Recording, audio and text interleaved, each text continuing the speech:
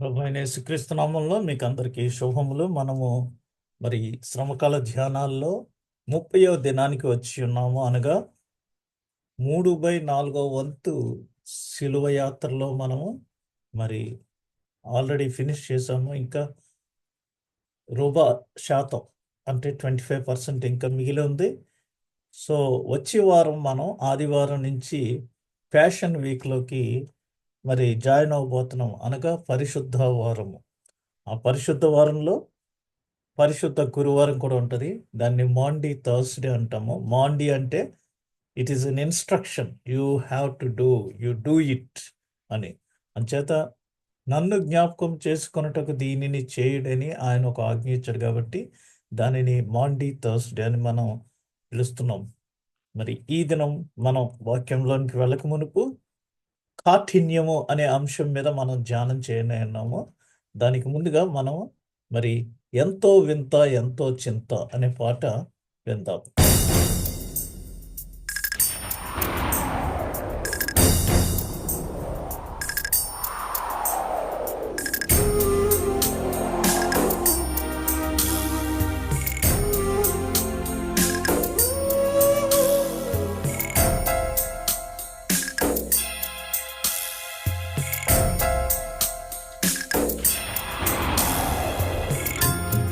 ఎంతో వింత ఎంతో చింత యేసునాథు మరణమంత పంతముతో చేసిరంత సొంత ప్రజలు స్వామినంత ఎంతో వింత ఎంతో చింత యేసునాథు మరణమంత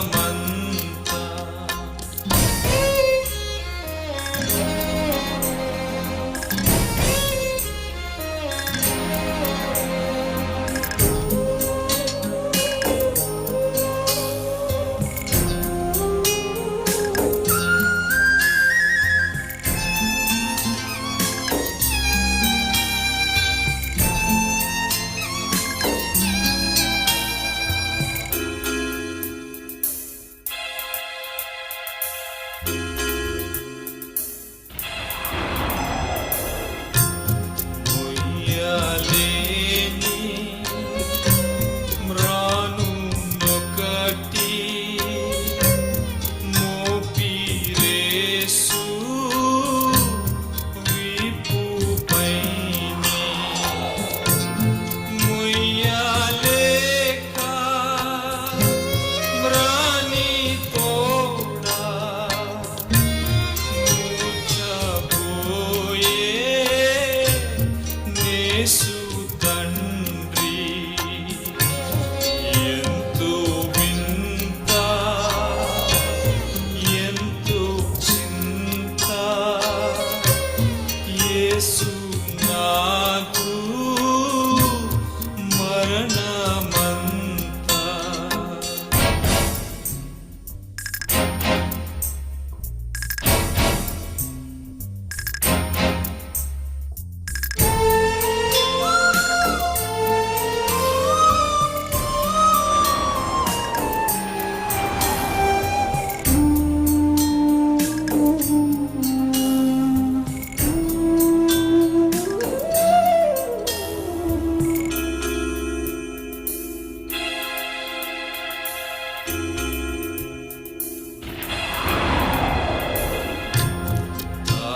దాహముగోన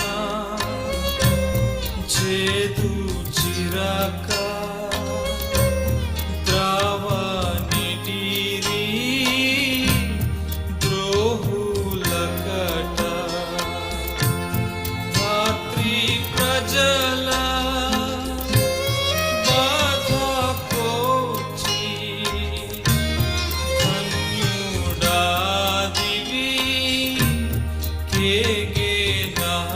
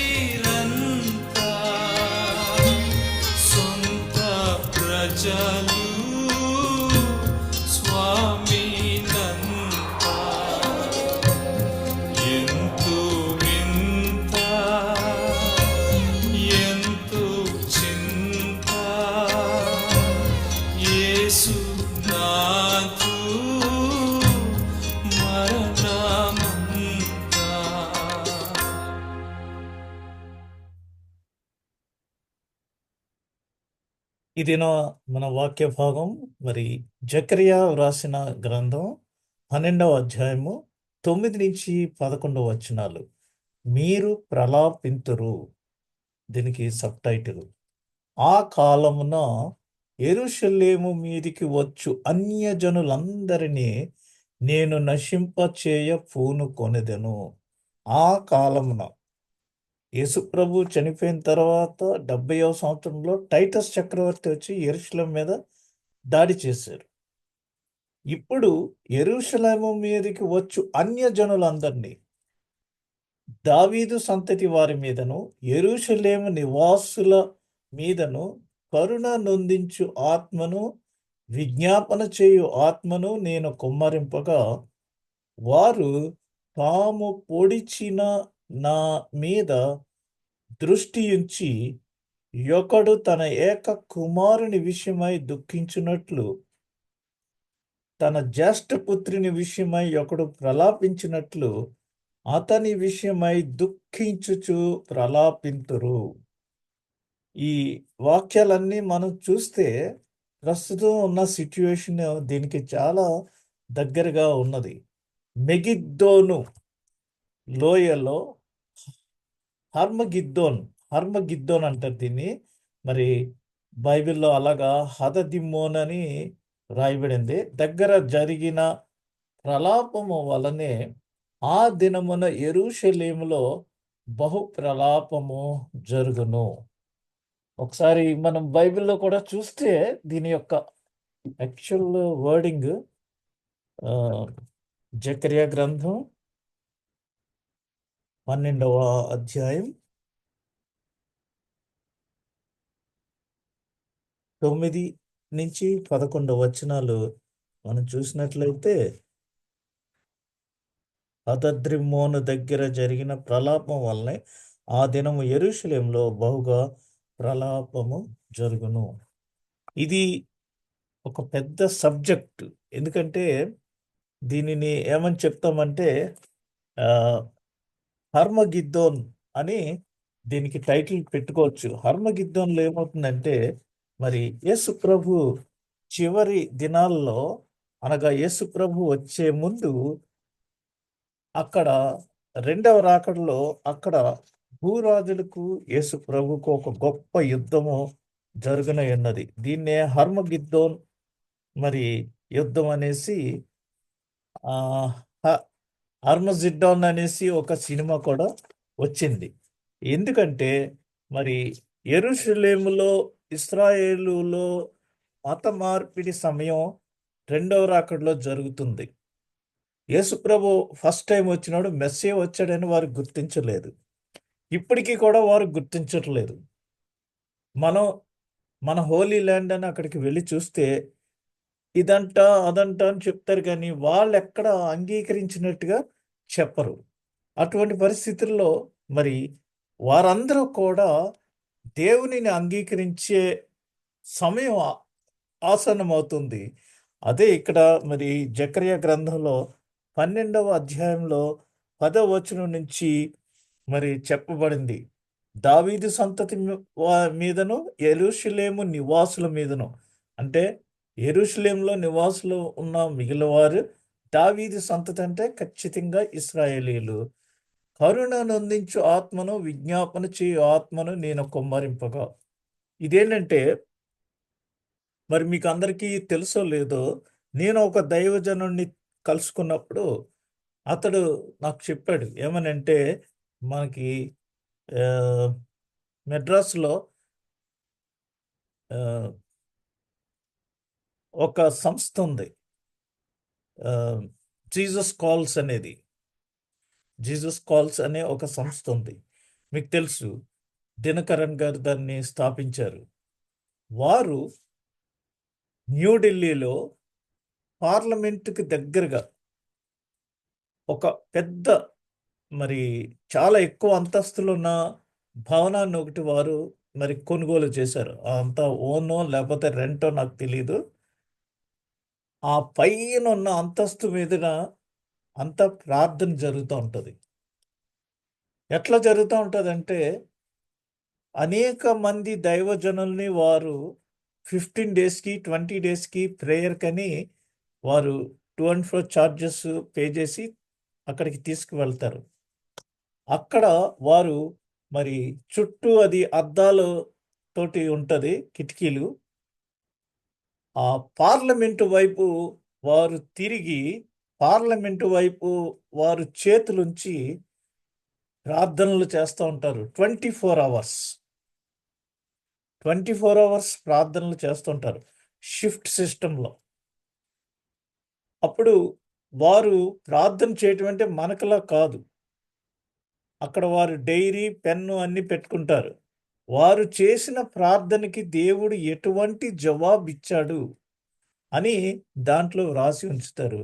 దాన్ని సూపర్వైజ్ చేస్తూ ఉంటారు చాలామంది. వారు ప్రార్థనలో 15 రోజుల ప్రార్థనలో వారికి దేవుడు వారితో ఏం మాట్లాడాడు అని.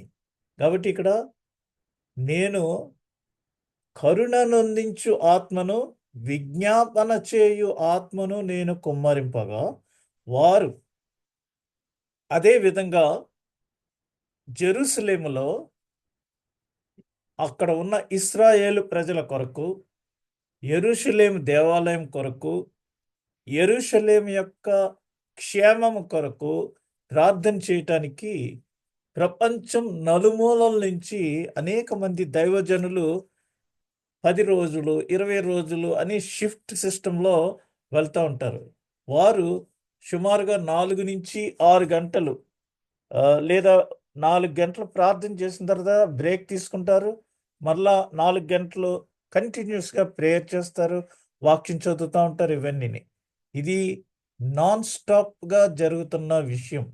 అందుకని ఈ రోజున భారతదేశంలో క్రైస్తవులకు కొంతైనా మరి ఆ దేవుడు మన పక్షాన ఉన్నాడు, యుద్ధం చేస్తున్నాడు.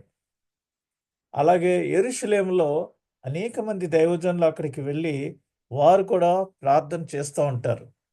అందుచేత ఇశ్రాయేలీలకి, యెరూషలేము వాసులకి వారి దేశ క్షేమము కొరకు ప్రార్థన చేస్తున్నారని వచ్చిన దైవజనులందరినీ చాలా మర్యాదగా ఎంతో గౌరవిస్తూ మరి వారిని కలిసినప్పుడు కౌగిలించుకొని ఎంతో మర్యాద, ఎంతో మరి రెసిప్రొకేషన్ చూపిస్తూ ఉంటారు. అటువంటి ఆత్మను దేవుడు దయచేశాడు. మరియు మరి యోవేలు గ్రంథం 2వ అధ్యాయము 28వ వచనం చూస్తే అక్కడ అంత్య దినములందు నేను వారి మీదకు నా ఆత్మను కుమ్మరింపగా అనే ఒక వాక్య భాగం ఉంటుంది. తరువాత నేను, ఇది యోవేలు గ్రంథం 2వ అధ్యాయము 28వ వచనం. తరువాత నేను సర్వజనుల మీద నా ఆత్మను కుమ్మరింతును, మీ కుమారులను మీ కుమార్తెలను ప్రవచనములు చెప్పుదురు, మీ ముసలివారు కలల కందురు, మీ యవనస్తులు దర్శనములు చూతురు అని అక్కడ వ్రాయబడి ఉన్నది.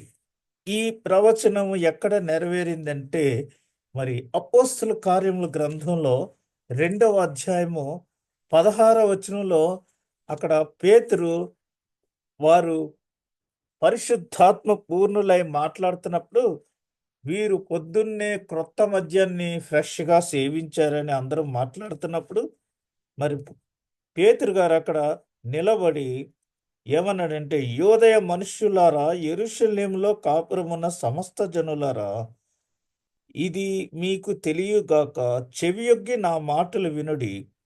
మీరు ఊహించినట్టు వీరు మత్తులు కారు, ప్రొద్దు పొడిచి జామైన కాలేదు అని ఈ యోవేలు గ్రంథంలో చెప్పబడిన విషయాలన్నీ కూడా చెప్తున్నారు. ఎందుకంటే సర్వసాధారణంగా బార్లు ఓపెన్ అయ్యేది ఈవినింగ్ 6 o'clockకి లేదా 5కి. మరి యూదుల యొక్క కాలమానం ఎలా ఉంటుందంటే రోజు సాయంత్రం 6 గంటలకు ప్రారంభమవుతుంది. ఆ రోజు మరలా నెక్స్ట్ డే 6 o'clockకి ఫినిష్ అవుతుంది.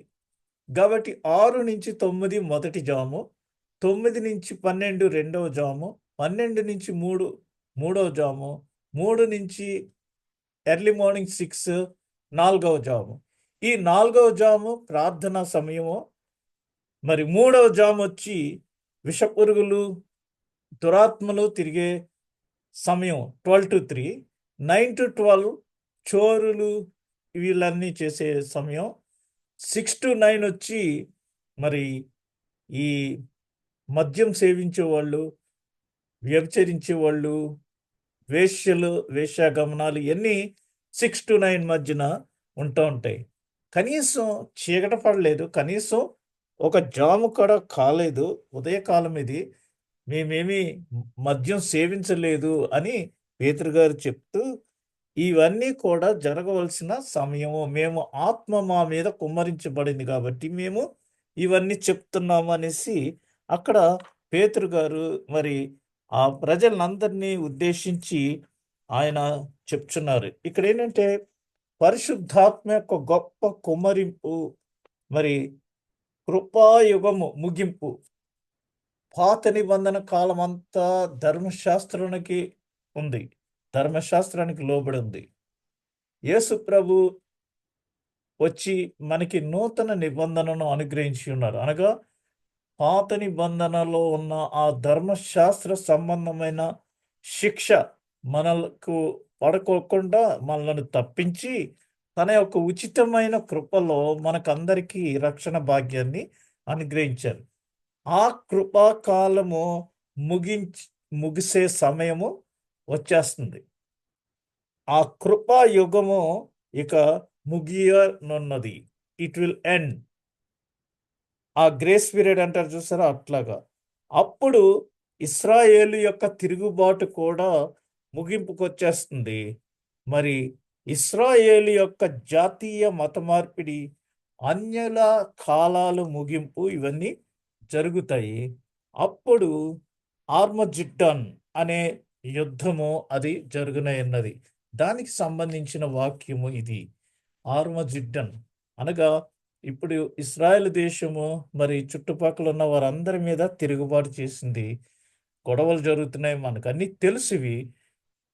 ఈ సంగతులన్నీ కూడా జరుగుతూ ఉన్నప్పుడు ఇతర అద్భుతమైన సంఘటనలు ఇవన్నీ కూడా ఈ సమయంలో జరుగుతాయి. కృపాకాలము, కృపాయుగం ముగియనున్నది. మరి ఇస్రాయేలు తిరుగుబాటు మరి ముగియనున్నది. ఇస్రాయేల్ దేశమంతా కూడా దేవునిని అంగీకరించే సమయము, మత మార్పిడి జరిగే సమయం ఆసన్నమైనది. అప్పుడు ఈ ఆర్మజిడ్డాన్ అనే మరి హర్ముగిద్దాన్ అంటారు. ఆ మరి ఆ యుద్ధము జరుగునన్నది. ఆ యుద్ధం జరిగినప్పుడు మరి రెండవ రాకడ, క్రీస్తు యొక్క రెండవ రాకడ మరి రానై ఉన్నది అనేసి ఈ వాక్యము సెలవిచ్చుతున్నది. ఇక్కడ చూస్తే మనం మరి 11వ వచనంలో మెగిద్దోను లోయలో, ఈ ఒలీవల కొండ, ఈ లోయ, కెద్రోను వాగు, ఈ లోయ మెగిద్దోను లోయ అంటారు. అక్కడ ఈ బ్యాటిల్ ఫీల్డ్ జరగనన్నది. అక్కడ మరి అది మహా సంగ్రామం. అక్కడ ఫైనల్గా యేసు ప్రభు వచ్చి రెండవ రాకడలో యుద్ధం జరగనన్నది. హర్మోగిద్దోన్ అని చెప్తారు.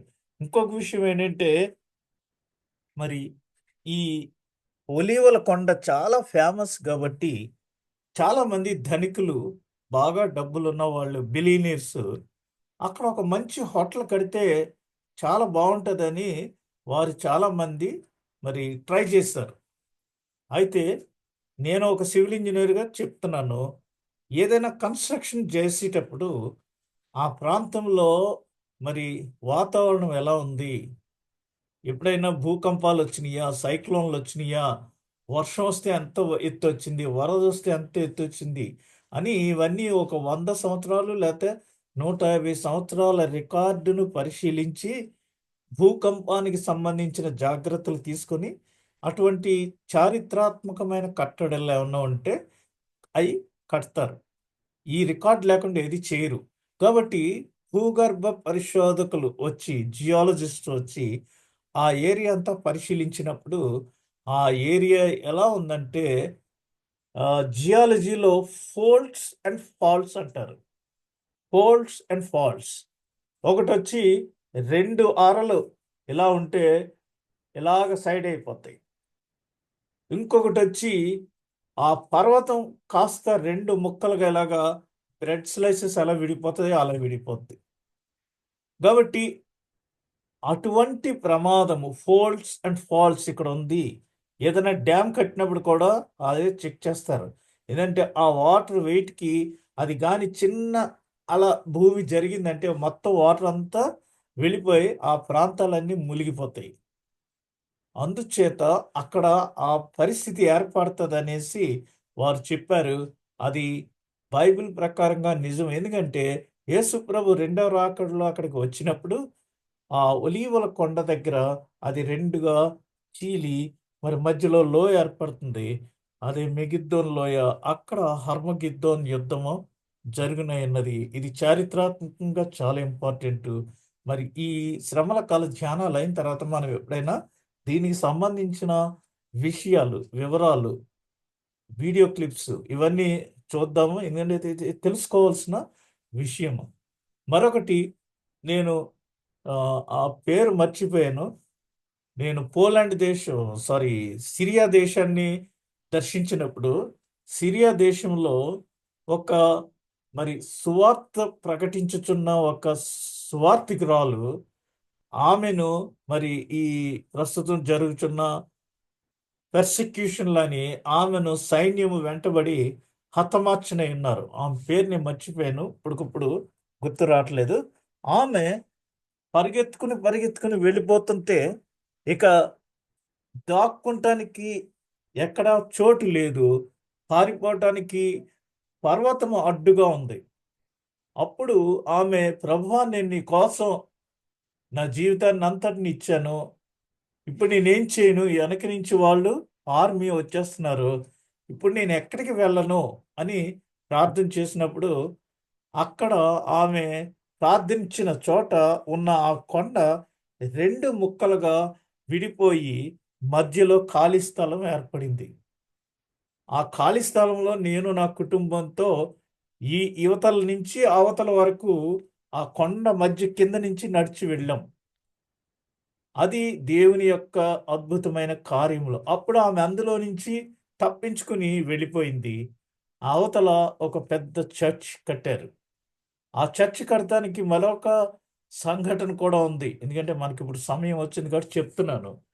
అదేమిటంటే అలెగ్జాండర్ ది గ్రేట్ అతను ప్రపంచం అంతటిని మరి కైవసం చేసుకోవాలని యుద్ధం ప్రకటించినప్పుడు ఆ ప్రాంతానికి వచ్చేటప్పటికి సిరియా ఆ ప్రాంతానికి అతని సైన్యాన్ని అంతటిని అక్కడ యుద్ధం చేసి రెస్ట్ ఉంచినప్పుడు అతనికి కొంత అనారోగ్యం కలిగింది అక్కడ. జ్వరం ఏదో వచ్చి.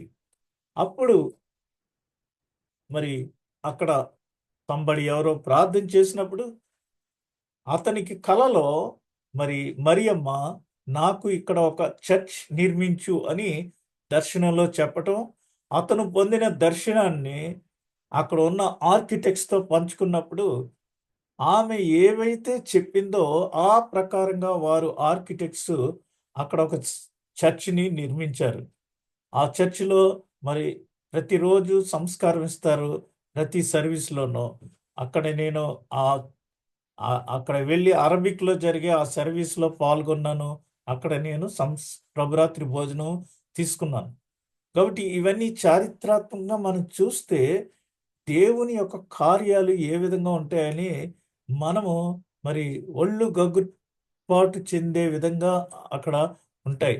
పౌలు గారికి కళ్ళు కనిపించక కింద పడిపోయి ఎవరు నన్ను హింసించుచున్నారు అన్నప్పుడు సౌలా సౌలా నన్నేల హింసించుచున్నావు అనే ఒక స్వరం పరలోకం నుంచి వినిపించింది అతనికి.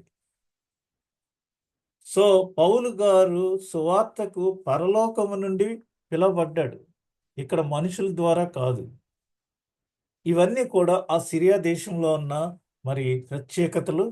ఈ ఆర్మజిడ్డోన్ అనే యుద్ధము అతి త్వరలో జరగనున్నది. దానికి లొకేషన్ వచ్చి ఈ ఒలీవల కొండ దగ్గర ఉన్న మెగిద్దోను లోయ. అంచేత ఆ దినమున యెరూషలేములో బహుగా ప్రలాపము జరుగును అని దేవుని వాక్యం ఇక్కడ మనకి తెలియజేయుచున్నది. It's a battlefield, great battlefield. మహా సంగ్రామము అక్కడ మరి జరుగునై ఉన్నది. అది అప్పుడు ప్రభు రెండవ రాకడ అక్కడ మరి వచ్చుననేసి ఇక్కడ వేద వాక్యాలన్నిటిలో కూడా వ్రాయబడి ఉన్నది. ఈ దినానికి మరి ఏర్పాటు చేయబడిన మరొక వాక్య భాగము, సువార్త వాక్య భాగము, మార్కు సువార్త 15వ అధ్యాయము 16 నుంచి 25 వచనాలు. ఇవి చూస్తే ఇక్కడ దీనికి ఇచ్చిన టైటిల్ ఏంటంటే సబ్ టైటిల్ కిరీటము అపహాస్య వస్త్రము. మామూలుగా ఇవాళ అయితే కాఠిన్యము, అంత కఠినంగా వారు బిహేవ్ చేశారనేది మెయిన్ టైటిల్ అయితే, ఆయనకి పెట్టిన కిరీటము అపహాస్య వస్త్రము అది సబ్ టైటిల్.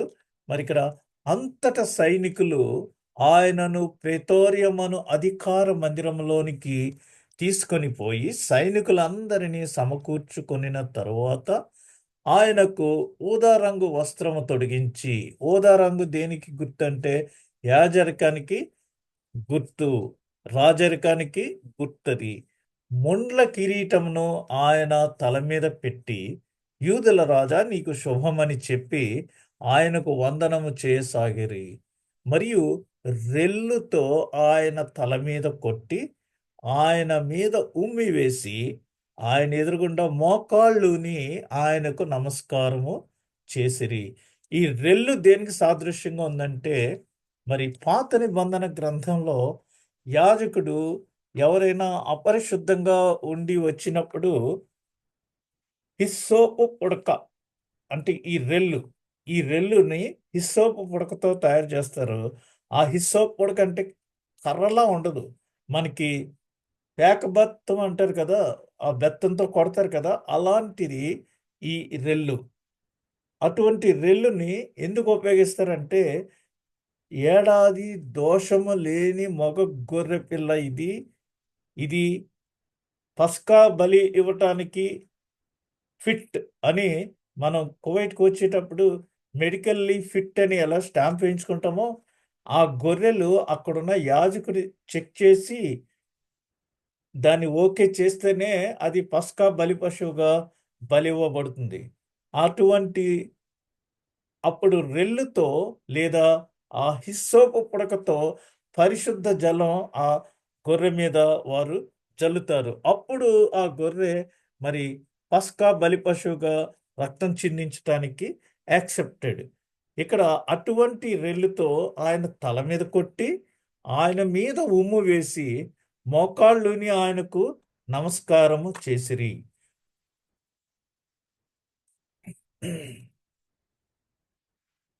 వారు ఆయనను అపహసించిన తరువాత ఆయన మీద ఉన్న ఊదారంగ వస్త్రము తీసివేసి, ఓన్లీ ఈ అపహాస్యం చేయటానికి, ఇవన్నీ చేయటానికి ఊదారంగ వస్త్రాన్ని ఆయనకి వేశారు.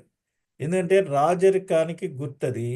ఓ యూదుల రాజా అనేసి వారు మరి మోకింగ్ అంటారు, అనగా బాగా పరిహసించి, ఆ తర్వాత ఆయన బట్టలు ఆయనకు తొడిగించి, ఆయన ఎటువంటి బట్టలతో వచ్చారో ఆ బట్టలు తిరిగి ఆయనకు తొడిగించి ఆయనను సిలువ వేయుటకు తీసుకొని పోయిరి.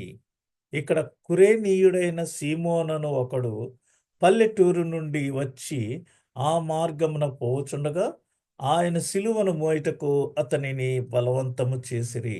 ఇది మనము 2 రోజుల క్రిందట అతడు సిలువ ఎలా ఎత్తుకున్నాడో అవన్నీ మనం వీడియో క్లిప్ చూసాము. ఇప్పుడు అతడు అలెగ్జాంద్రునకును రూపునకును తండ్రి. ఇతనికి 2 కుమారులు ఉన్నారు. ఒకని పేరు అలెగ్జాండర్, ఇంకొక అతను రూఫస్, తెలుగులో రూపు అంటారు. వారు గొల్గతా అనబడిన చోటునకు ఆయనను తీసుకొని వచ్చిరి. గొల్గతా అనగా కపాల స్థలం అని అర్థము. నిన్నటి దినాన మనం మరి గొల్గతా గురించి డీటెయిల్స్ అన్ని మాట్లాడుకున్నాం. అది కపాలం అనే స్థలం. ఇక్కడ వారు అంతట బోళము కలిపిన ద్రాక్షారసము ఆయనకిచ్చిరి. ద్రాక్షారసంలో మరి బిట్టర్ టేస్ట్ అనగా ఒక చేదు టేస్ట్ రావటానికి బోళము కలుపుతూ ఉంటారు, లేదా వినిగర్, దీన్ని వినిగర్ అని కూడా చెప్తూ ఉంటారు కొన్ని ట్రాన్స్లేషన్స్లో. అయితే ఇది బోళము ఆ ద్రాక్షారసంలో కలిపారు. ఎందుకంటే నేను చెప్పాను నిన్న, ఈ పస్కా సమయంలో వారు చేదు ద్రాక్ష రసాన్ని సేవిస్తూ ఉంటారు. ఎందుకంటే వారు ఐగుప్తులో పొందిన చేదు అనుభవాల్ని గుర్తు చేసుకుంటూ మనం ఏంటంటే ఎక్కడికన్నా ఒకసారి దేవుడు మనల్ని పైకి స్థాయికి తీసుకెళ్తే మనం వెనకటి స్థితిని మర్చిపోతుంటాం.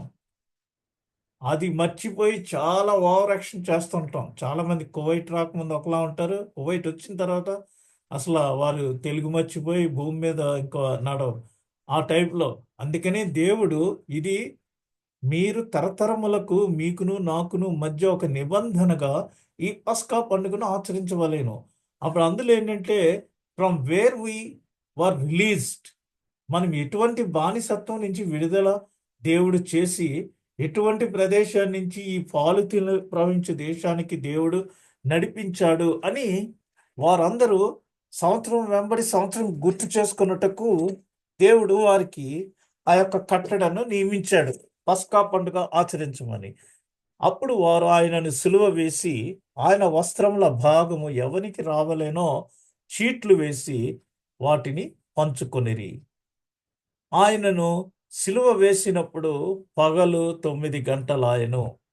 ఈ గురువారం రాత్రి అంతా ఆయనను అనేకమైన కోర్టులకి తిప్పి సన్హెడ్రిన్ సభ వారు 72 మంది నైట్‌కి నైటు ఎక్కడైనా మరి కోర్టులు నైట్ పనిచేస్తాయా? స ఒక్క యేసు ప్రభువుని సిలువ వేయటానికి మాత్రం కోర్టులు నైట్‌లో పనిచేసినవి. పనిచేసి ఆ సన్హెడ్రిన్ సభ మరి అది కూడా వారు తీర్మానం తీసుకొని పిలాతు దగ్గరికి తెల్లవారే తీసుకుని వెళ్ళి చివరిగా మరి సుమారు 6 గంటల ప్రాంతంలో పిలాతు ఆయనకు సరే సిలువ వేసుకోండి అని తీర్పునిస్తే అక్కడి నుంచి ఆయనను గొల్గతా కొండకు కపాలమనబడే ఆ ప్రదేశానికి సుమారుగా 3 గంటల సమయం మరి ఆ ప్రయాణం జరిగిన తర్వాత పగలు 9 గంటలకు ఆయనను సిలువ వేసిరి. అయితే మరి ఈ సిలువ పగలు 9 గంటలకు వేస్తే మధ్యాహ్నం మనం మంచి శుక్రవారం ఎక్కడైనా సరే మధ్యాహ్నం 12 గంటల నుంచి ప్రారంభిస్తూ ఉంటాము. ఖచ్చితంగా 3 గంటలతోటి ఆపేస్తుంటాం. ఎందుకంటే 9 గంటల నుంచి 12 గంటల వరకు ఆయన మరి చరిత్రకారులు ఏం చెప్తున్నారంటే 12 గంటలు అయ్యే వరకు ఆయన సిలువ మీద బాధపడ్డాడు తప్పితే ఏమీయు మాట్లాడలేదు. ఆ తర్వాత 12 గంటల నుంచి మరి ఒక్కొక్క మాట ఆయన చెప్పటం మొదలుపెట్టాడు. ఒక్కొక్క మాటకి ఒక్కొక్క గంట వ్యవధి ఇచ్చి 12 గంటలకి మొట్టమొదటిగా వీళ్ళేం చేస్తున్నారో వీళ్ళకి తెలీదని చెప్పాడు. తర్వాత రెండవ మాట 1 గంటకి, మూడవ మాట 2 గంటలకి చెప్పిన తర్వాత 2-3 మధ్య టైంలో 4, 5, 6, 7 మాటలు వరుసగా మరి ఆయన చెప్పినట్టుగా చరిత్రకారులు రాస్తున్నారు. ఎందుకంటే మొదటి 3 మాటలకి 2 గంటల వ్యవధి. చివరి 4 మాటలు ఒక్క గంటలోనే ఆయన చెప్పారు. ఎందుకని? నా దేవా, నా దేవా నన్నేల విడిచితివి. ఏలి ఏలి లామా సబక్తాని అని అంటే ఆయన చనిపోవటానికి తండ్రి ఆయన చేయి విడిచేశాడు. అది యేసుప్రభు ఆ ఎడబాటుని తట్టుకోలేక అట్లా అని చెప్పినప్పుడు ఆయన ఇక చనిపోబోతున్నాడని తెలిసి మరి లేఖనాలన్నీ నెరవేర్చాలి.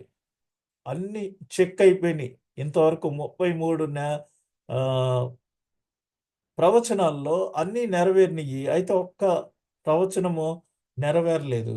అది ఏంటంటే మరి ఆయన సిలువలో ఉన్నప్పుడు దప్పికొంటాడు అనేసి. ఆ దప్పికొనటం అనేది మరి నెరవేర్చాలి కాబట్టి నేను దప్పికొనుచున్నాను అని 5వ మాటగా ఆయన చెప్పి ఎప్పుడైతే వారు స్పంజి చిరకలో ముంచి చిరక అన్నారు అక్కడ. చిరక అంటే అది వినిగర్ అంటున్నారు లేదా బోళము కలిపిన చేదు ద్రాక్ష రసం అని కూడా చెప్పుకోవచ్చు. ఆ స్పంజిని చిరకలో ముంచి అది ఆయనకు అందించినప్పుడు ఆయన దాన్ని స్వీకరించలేదు. అక్కడితోటి ప్రవచనాలన్నీ నెరవేరిపోయినాయి. అప్పుడు ఇక సమాప్తమైనది అని చెప్పాడు. సమాప్తమైందని చెప్పి తండ్రి నీ చేతికి నా ఆత్మను అప్పగించుచున్నానని 2 గంటల నుంచి 3 గంటలకు మధ్యలో అన్ని మరి ఈ 4 మాటలు చెప్పేసి ఆయన తండ్రికి తన ఆత్మను అప్పగించి మరణించినట్టుగా మనం చూస్తున్నాము. అది జరిగింది ఏప్రిల్ 7వ తేదీ 30వ సంవత్సరంలో, క్రీస్తు శకము 30వ సంవత్సరంలో. కాబట్టి అందుకనే మనము ఈ గుడ్ ఫ్రైడే ఆరాధన మహాశుక్రవారం దినం 12 గంటల నుంచి 3 గంటల వరకు మనము దేవాలయంలో మరి గడుపుతూ ఉంటాం. ఎందుకంటే యేసు ప్రభు శిలువ మీద ఉండి ఆ 7 మాటలు అప్పుడు పలికారు కాబట్టి సుమారుగా మరి 16, 17 శతాబ్దాల నుంచి ఈ యొక్క గుడ్ ఫ్రైడే అబ్జర్వ్ చేయడం అనేది వాడుకలోకి వచ్చింది. ఈ 12 గంటల నుంచి 3 గంటల మధ్య. ఈ దినము మనం చూస్తే ఇక్కడ ఆయనని ముందుగా సైనికులు ఆయనను ప్రేతోర్యమను అధికార మందిరము లోపలికి తీసుకొని పోయి, ఈ ప్రేతోర్యం అనేది మరి పురావస్తు ప్రదర్శనశాలలో వారు చూపించిన విధంగా ఈ విధంగా ఉంటుంది. ఇప్పుడు ఇది బాగా పాడైపోయింది. దీన్ని ఈ విధంగా వారు మరి కనుగొన్నారు, ఇలా ఉంటుంది అనేసి. ఇది యాక్చువల్గా ఎలా ఉంటుందంటే ఈ విధంగా ఉంటుంది. ఇదంతా యెరూషలేం మరి పట్టణం అయితే దీనికి అనేక రకమైన మరి తలుపులు ఉన్నాయి, గేట్స్ ఉన్నాయి. ఇక్కడ ఈ పిల్లర్స్ ఉన్నాయి కదా, ఈ ఏరియా అంతా దీన్ని ఏమంటారంటే ఇది ప్రెటోరియం అంటారు. ఈ ప్రెటోరియం అంటే ఏంటంటే ఆ గవర్నమెంటు అక్కడ ఆ ఓపెన్ ప్లేస్లో తీర్పునిచ్చే ప్రదేశము. పిలాతు పైనుంచి కిందకి విసురుతాడు, అది జడ్జిమెంటు. అంటే పైన పిలాతు ఉంటే ఇదంతా ఎదురుగుండా అతడు తీర్పు ఇచ్చే ప్రదేశం అన్నమాట. కాబట్టి ఈ ప్రదేశానికి యేసుప్రభుని తీసుకుని వచ్చి ఖాళీ ప్రదేశంలో అక్కడ సైనికులు సుమారుగా చాలామంది పోగయ్యారు. ఎంతమంది పోగయ్యారంటే 600 పీపుల్ ఉన్నారు. అదొక బెటాలియన్ కింద చెప్తూ ఉంటారు. మనకి ఆర్మీలో బెటాలియన్ లేదా మరి రిజర్వ్ పోలీసులో కూడా ఒక దళము, సైనిక దళము అంటారు కదా, దళము అని. అలాగా 600 పీపుల్ అక్కడ ఉన్నారు. యేసు ప్రభువుని సిలువ వేయమని ఆ పని అంతా అప్పగించింది ఒక శతాధిపతికి. శతాధిపతి అంటే 100 మంది మీద ఉండే బాస్. అతడు దగ్గరుండి యేసు ప్రభు యొక్క సిలువను, శిక్షను అమలు చేశాడు.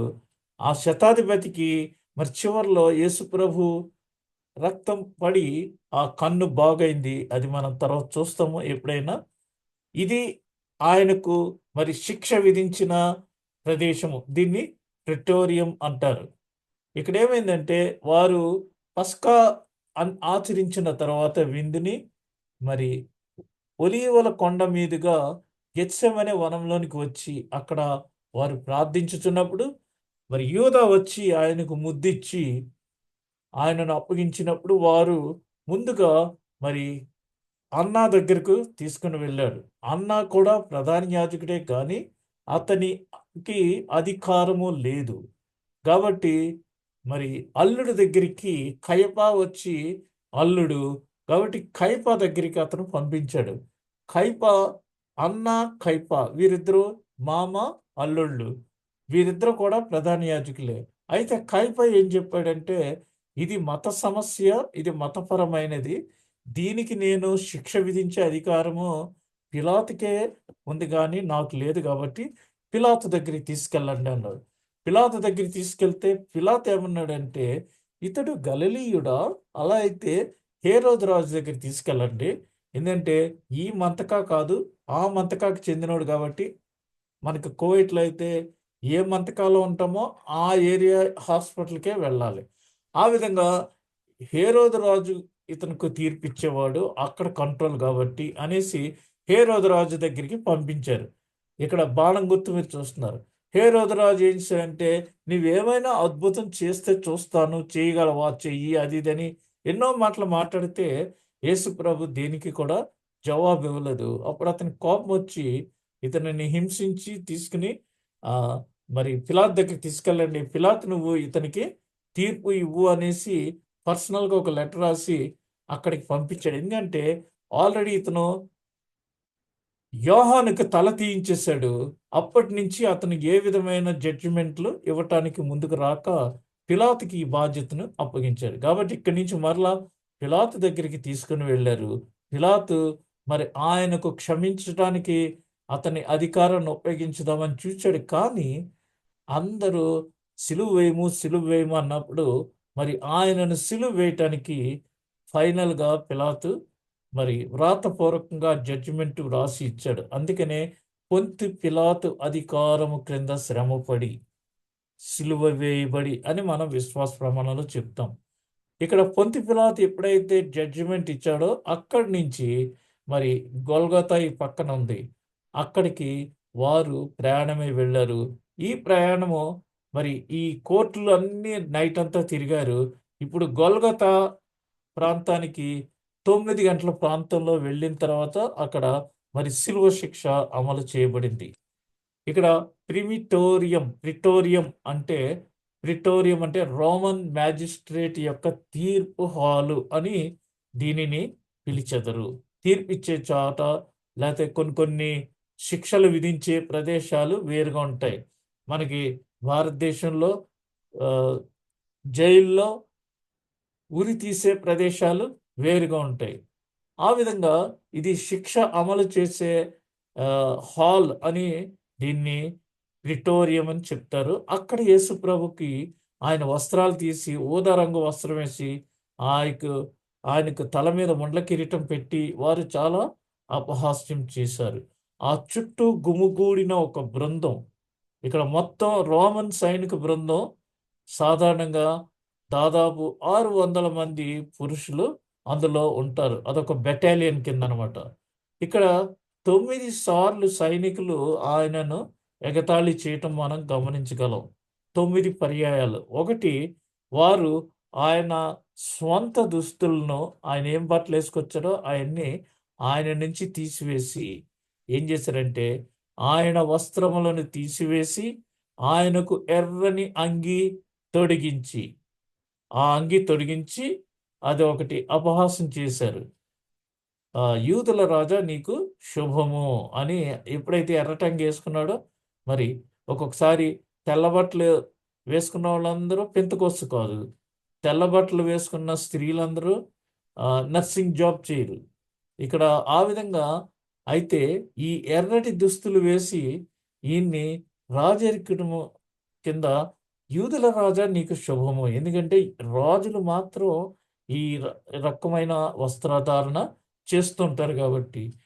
మార్కు సువార్త 15వ అధ్యాయం 17వ వచనంలో ఆయనకు ఊదా రంగు వస్త్రము తొడిగించి ముండ్ల కిరీటమును ఆయన తల మీద పెట్టి, మూడవసారి ఏంటంటే ఆయన తాను రాజునని చెప్పుకున్నందున పిలాతు నువ్వెవరు అని అడిగినప్పుడు నీవన్నట్టే అని ఆయన చెప్పారు కాబట్టి ఆయనకు ముళ్ళతో కిరీటం పెట్టారు.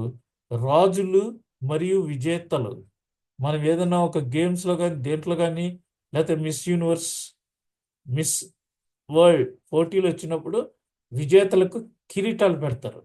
అలాగా మరి కిరీటాలు ఉపయోగిస్తారు కాబట్టి ఆయన రాజ్యాధికార వాదనను మరియు సాతానును జయించుటకు ఆయన ఈ లోకంలోనికి వచ్చిన ఉద్దేశాన్ని అపహాస్యము వారు చేశారు. ఈ దండు అంతా కూడా అపహాస్యం చేసింది. యేసుప్రభు ఈ లోకంలోనికి ఎందుకు వచ్చాడు? మరి ఈ లోకం నశించిపోకుండా సాతాను మీద జయించటానికి. అయితే వీరు దానిని అపహాస్యం చేస్తూ నువ్వు యూదుల రాజువా అది ఇదని చాలా గేలి చేశారు. ఈ బాధలన్నిటి ద్వారా మరి ఈ మనిషి అన్ని యుగములలో గొప్ప విజయమును పొందునని అన్యులు గ్రహించలేదు. శోధనలు వచ్చిన, కష్టములు వచ్చిన, ఇవన్నీ ఎందుకంటే దేవుడు మనలను పరీక్షిస్తున్నాడు. అటువంటి పరీక్షలన్నీ నెగ్గిన తర్వాత మనకుండే విజయము, మరి చూడండి పౌలు గారు ఎన్ని కష్టాలు పడ్డాడు. చివరిగా తిమోతి పత్రికలు ఏం రాస్తున్నాడు? నా పరుగు తొదముట్టించి తిని నా గురి వద్దకు నేను పరిగెత్తాను, నా పరుగు తొదముట్టించి తిని.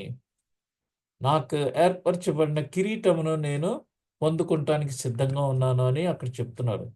కాబట్టి పౌలు గారు ఆ కిరీటాన్ని పొందుకున్నట్టు ఇక్కడ మరి కొలస్సే పత్రికల్లో 2 చోట్ల ఈ విజయాన్ని గురించి మనం ఒక్కొక్కసారి ఎన్నో కష్టాలు పడుతుంటాం. అవన్నిటి తర్వాత గొప్ప విజయాన్ని దేవుడు మనకి అనుగ్రహిస్తాడు.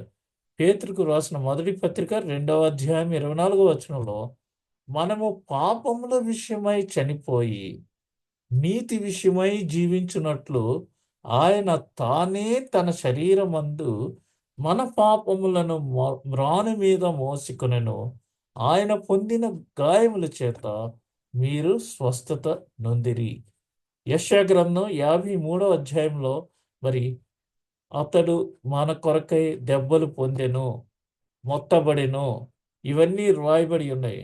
అవన్నీ ఆయన మన పాపములన్నిటినీ ఆయన శరీరమందు వేసుకుని రాణి మీద మోసుకొనెను. కాబట్టి ఆయన పొందిన దెబ్బల చేత మనకు స్వస్థత దొరికింది. వస్తుందని గ్రహించుకోకుండా అటువంటి స్వస్థత వీరు ఎగతాళి చేస్తున్నారు. ఆయన పొందిన దెబ్బల చేత మనకి స్వస్థత వస్తుందని ఆ కాన్సెప్ట్‌ని అర్థం చేసుకోకోకుండా యూదుల రాజు అని ఎగతాళి చేస్తూ ఆయనను అభివాదము చేసిరి. ఒక్కొక్కసారి మనల్ని కూడా కొద్దిగా కొంతమంది ములగ చెట్టు ఎక్కిస్తా ఉంటారు. అలాగా వీరు అపహాస్యం చేశారు యేసు ప్రభుని. ఇక్కడ ఫిలిప్పీ పత్రిక 2వ అధ్యాయంలో 9-12 వచనాలు చూస్తే, అందుచేతను పరలోకమందున్న వారిలో గాని, భూమి మీద ఉన్న వారిలో గాని, భూమి క్రింద ఉన్న వారిలో గాని ప్రతి వాని మోకాలును యేసు నామమున వంగునట్లును, ప్రతి వాని నాలుకయు తండ్రి అయిన దేవుని మహిమార్థమై యేసు క్రీస్తు ప్రభు అని ఒప్పుకొనున్నట్లును దేవుడు ఆయనను అధికముగా హెచ్చించి ప్రతి నామమునకు పైనామమును ఆయనకు అనుగ్రహించెను. భూమిపై ఉన్న, భూమి మీద ఉన్న, భూమి క్రింద ఉన్న అందరికన్నా మరి యేసు ప్రభు యొక్క నామము పైనామము.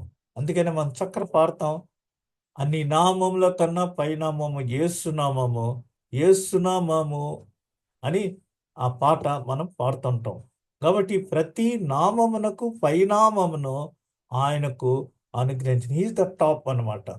అంచేత ఆయన ద్వారానే తప్ప మనకి వేరే ఎవరి ద్వారానే కూడా రక్షణ లేదు అని ఇక్కడ ఫిలిప్పీ పత్రికలో మనకి క్లియర్గా అర్థమవుతుంది. 5వది, ఆయన తన రాజ్యాధికారమును సూచించే రెల్లుతో వారు ఆయన తలపై కొట్టిరి. మరి రాజులు వారికి రాజదండం ఉంటుంది, అదే ఈ రెల్లు, దాంతో ఆయన తల మీద కొట్టారు. అయితే రాజ్యాధికారాన్ని దాంతో చూపిస్తాడు. పిలాతు మరి రోమన్ గవర్నమెంట్కి సంబంధించిన ఆ అధికారముతో అది దండం పట్టుకుని ఆ యొక్క జడ్జిమెంట్ని చెప్పాడు. ఇది ఆయన తల మీద కొట్టారు చూడండి. మరియు రెల్లుతో ఆయన తల మీద కొట్టి ఆయన మీద ఉమ్మి వేసి మోకాళ్ళుని ఆయనకు నమస్కారము చేసిరి. 6వది, ఆయనపై ఉమ్మి వేసిరి. ఇది ఈ యూదు రాజు పట్ల వారి పూర్తి ధిక్కారమును సూచించుతున్నది. రాజు అంటే ఎటువంటి గౌరవం ఇవ్వాలో అది వీళ్ళు ఇక్కడ మరి తేడాగా సరదాగా ఏడిపిస్తానికి ఆ గౌరవం ఇస్తున్నారు. అంతేగాని నిజమైన గౌరవం కానీ నిజమైన వినయం కానీ కాదు. 7వది, వారు మాయ ఆరాధనలో మోకరిల్లిరి. మామూలుగా మనము ఆరాధన చేసేటప్పుడు, దేవునితో ఆరాధన చేసేటప్పుడు దేవుని కొరకు మోకరిల్లి ప్రార్థన చేస్తామో, ఎప్పుడైతే మనం మోకరిల్లుతామో సాతాను అక్కడి నుంచి పారిపోతుంది. అయితే వీళ్ళు దొంగ భక్తి అంటారు చూసారా, అలాగా మాయ ఆరాధనలో ఊరికనే జస్ట్ అలాగా వంగి మాయ ఆరాధనలో వాళ్ళు మొక్కుచున్నారు. 8వది, మళ్ళీ ఆయన బట్టలు విప్పి ఆయనకు బట్టలు వేసిరి. వారు ఆయనను అపహసించిన తరువాత ఆయన మీద ఉన్న ఊదా రంగు వస్త్రము తీసివేసి ఆయన బట్టలు ఆయనకు తొడిగించి ఆయనను సిలువ వేయుటకు తీసుకొని పోయిరి. ఇంత తతంగం ఎలా జరిగింది అనేది మరి మీకు ఇక్కడ అర్థమవుతుంది. ఫైనల్గా 9 ఏంటంటే వారు ఆయనను సిలువ వేయటానికి నడిపించిరి. అప్పుడు ఈ కురేనీయుడైన సీమోన్ చేత ఆ యొక్క సిలువను మరి మోయించారు. ఇక్కడ అలెగ్జాండర్ మరియు రూఫస్ వీళ్ళిద్దరూ ఆ రోమా పత్రిక 16వ అధ్యాయము 13వ వచనంలో ఈ రూఫస్ గురించి అక్కడ మరి తెలియజేయబడింది బైబిల్లో. వీరు మరి కురేనియా ఆ, స- ఉత్తరాఫ్రికాలో ఉన్న లిబియా ప్రావిన్స్కి చెందిన వారు. ఆ మధ్యధరా సముద్రానికి దక్షిణంగా 11 మైళ్ళ దూరంలో లోతట్టు ప్రాంతంలో ఉంది ఇది. కురేని సిరీస్ అంటారు ఇంగ్లీష్లో. కురేని మరి కురేనీయుడైన సీమోను అక్కడ మరి అతన్ని కొద్దిసేపు సిలువ మోయమని చెప్పి తీసుకొని వెళ్ళారు. ఆ తర్వాత క్రీస్తే మోసుకుంటూ గొల్గతాకి వెళ్ళినప్పుడు అక్కడ వారు మరి క్రీస్తుకు 3 పానీయములు అర్పించబడినవి. మొట్టమొదటిగా నిన్నటి దినాన మనం దీని గురించి చర్చించాము. మరి స్వీట్ వైన్ అని బెటర్ వైన్ అని మీకు అన్ని చెప్పాను. మరి ఇది ఎందుకు అక్కడ ఇచ్చారో అది ఇదని. కానీ ఈ దినము మరి ఈ మెసేజ్ కోసం చూస్తున్నప్పుడు నాకు కొన్ని క్రొత్త విషయాలు మరి తెలుసుకోవటం జరిగింది. ఆయన కల్వరి వద్దకు వచ్చినప్పుడు బోళము కలిపిన ద్రాక్షరసం ఆయనకి ఇచ్చిరు కానీ ఆయన దానిని పుచ్చుకొనలేదు. ఇది నెంబర్ 1. 3 సార్లు ఇచ్చారు ఆయనకి పానీయాలు. రెండవసారి ఆయన సిలువపై ఉన్నప్పుడు నేరస్తుడు దయ కోసము మొర్రపెట్టెను. అప్పుడు మరి ఆ, అంతట సైనికులు ఆయన యొద్దకు వచ్చి ఆయనకు చిరకనిచ్చి అదొక సెకండ్ టైం అది ఇచ్చారు. మూడవసారి ఆయన జీవితము చివరలో అనగా ఇంకా ఈజ్ అబౌట్ టు డై ఆ టైంలో లేఖనాలన్నీ నెరవేర్నియా లేదని అప్పుడు ఈ ఒక్క లేఖనం పెండింగ్ ఉన్నప్పుడు యోహాను సువార్త 19వ అధ్యాయం 28వ వచనంలో అటు తర్వాత సమస్తమును అప్పటికి సమాప్తమైనదని యేసు ఎరిగి లేఖనము నెరవేరునట్లు నేను దప్పికొనుచున్నాను అనేసి లేఖనంలో మరి వ్రాయబడింది. ఆయన ధర్మశాస్త్రాన్ని నెరవేర్చడానికి వచ్చాడు కానీ ధర్మశాస్త్రాన్ని కొట్టివేయటానికి రాలేదు. కాబట్టి అక్కడ కీర్తనల గ్రంథం 22వ అధ్యాయము 15వ వచనంలో ఏమని వ్రాయబడి ఉన్నదంటే, నా బలము ఎండిపోయి చిల్ల పెంకు వలె ఆయన నా నాలుక నా దవడను అంటుకొని ఉన్నది. నాలుక మనకి పెడసగట్టుకుపోతుంది అంటారు. నాలుక ఎండిపోతుంటే పెడసగట్టుకుపోతుంది అనేసి.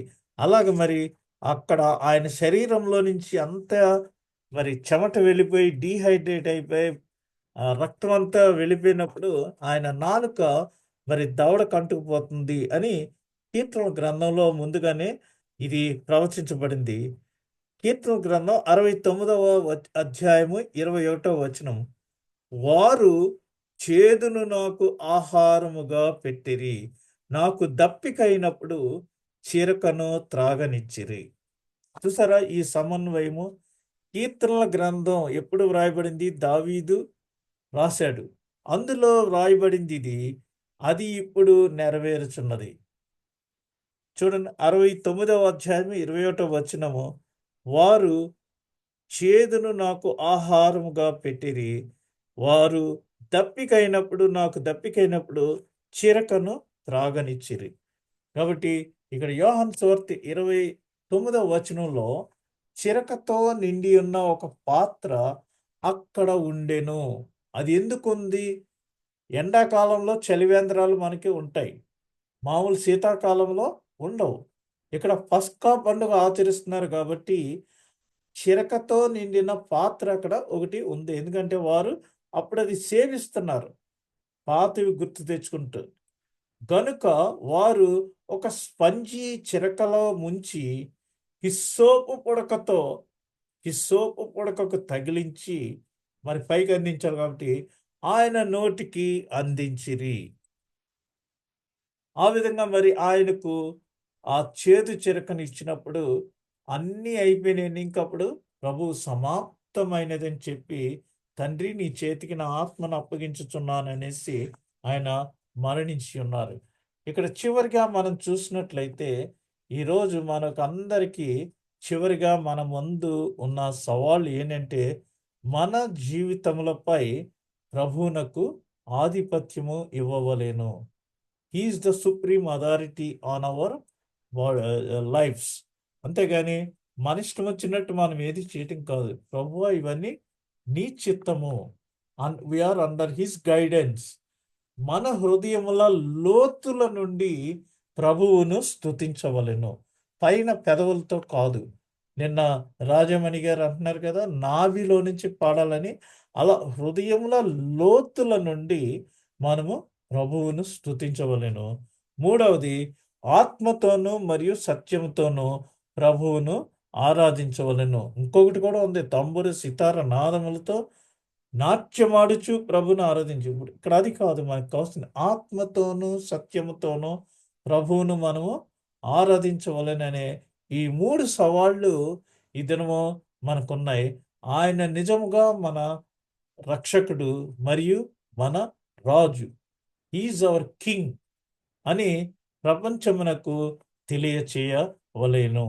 ఈ మొన్న చనిపోయిన దివంగత పాస్టర్ ప్రవీణ్ గారు ఎక్కువ సార్లు ఐ ఇన్వైటెడ్ మై కింగ్, నేను నా రాజును పిలిచాను అని అనేక ప్రసంగాల్లో ఆయన మెన్షన్ చేస్తుంటాడు.